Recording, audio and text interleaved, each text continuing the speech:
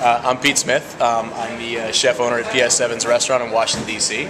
and found an amazing little discovery not too long ago.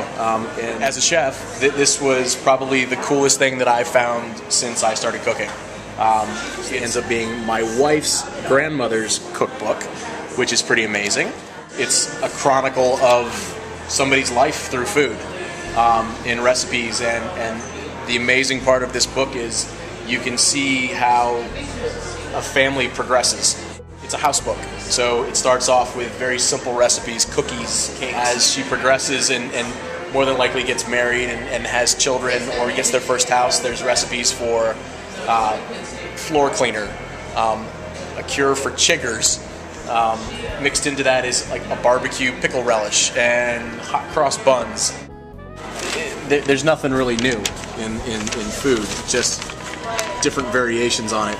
But this is from June 9th, 1940, and it's all about canning.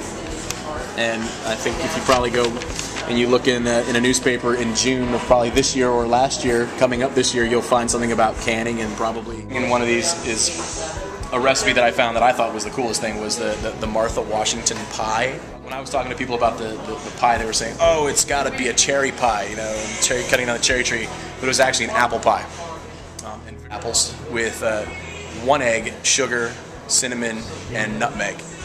You mix it all together, you put it in a pie crust, bake it, and then you put meringue on top and flash it and get a nice crispy crust on top of it. It is so good. So this summer, what we're planning on doing is once we play with some of these recipes, we're going to do a menu for the whole summer and cook out of this book.